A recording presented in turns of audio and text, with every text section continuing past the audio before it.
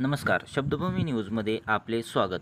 ज्ञानांकुर येथे बालदिंडी व आजी आजोबा पदपूजन कार्यक्रम संपन्न. कुटुंब म्हटलं की डोळ्यासमोर येतात ती घरात वावरणारी ज्येष्ठ मंडळी. गाव म्हटलं की ज्येष्ठांशिवाय घर असू शकत नाही. ज्येष्ठ म्हटलं की दिसतात ते आजी आजोबा.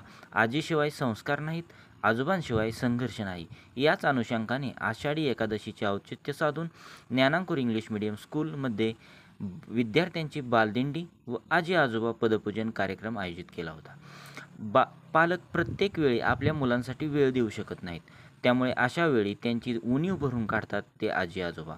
आई वडिलांपेक्षाही लहान मुलांना जवळचे वाटणारे आजी आजोबा लहान मुलांच्या जडणघडणीत खूप मोठी भूमिका बजावतात. आजी आजोबा त्यांच्या जीवनातील अनुभवामधून अनेक गोष्टी मुलांना शिकवतात. आई आणि नातवंडांना जीवनातील महत्त्वाचे धडे देत असतात. त्यामुळे त्यांचा सन्मान करण्यासाठी ग्रँड पॅरेंट्स डे आजी आजोबांचे पदपूजन करून साजरा केला. नातवंड व आजी आजोबा यांच्यातील संबंध दृढ करण्याचा, त्यांचा आनंद ठेवण्याचा आणि नातवंडांच्या आयुष्यातील आजी आजोबांचे महत्त्व पटवून देण्याचा प्रयत्न या कार्यक्रमातून करण्यात आला. यावेळी विद्यार्थ्यांनी आजी आजोबांना भेटवस्तू दिल्या. नातवंडांचे आपल्याप्रती प्रेम पाहून या कार्यक्रमाप्रसंगी आजी आजोबांचा आनंद ओसंडून वाहत असल्याचे पाहायला मिळाले. यावेळी स्कूल ते दत्त मंदिर ते भैरवनाथ मंदिर असा प्रवास विद्यार्थ्यांनी केला. यावेळी दत्त मंदिर येथे प्री प्रायमरी स्कूलच्या विद्यार्थ्यांचे रिंगण पार पडले व भैरवनाथ मंदिर येथे सामुदायिक रिंगण संपन्न झाले. यावेळी सर्व पालकांनी देखील रिंगणमध्ये भाग घेऊन आनंद व्यक्त केला. उर्वरित कार्यक्रम भैरवनाथ मंगल कार्यालय येथे आजी आजोबा पदपूजन, विद्यार्थ्यांचे मनोगत तसेच सांस्कृतिक कार्यक्रम पार पडला. विद्यार्थ्यांना आषाढी एकादशीचे महत्त्व संतोष रसाळ सर यांनी सांगितले. सूत्रसंचालन कदम मॅडम यांनी केले.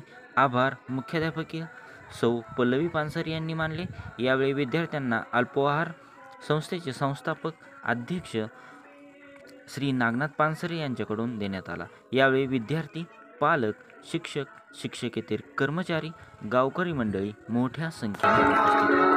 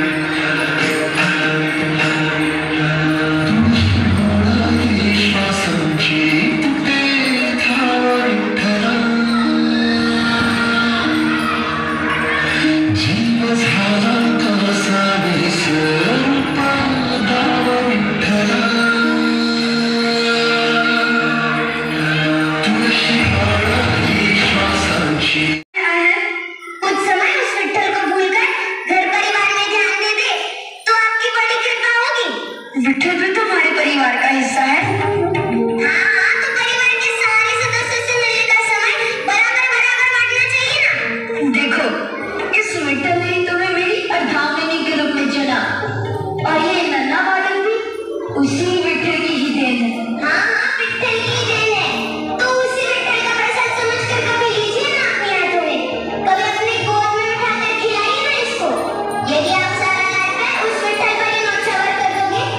इस नन्हे विट्ठल के हिस्से में क्या आएगा?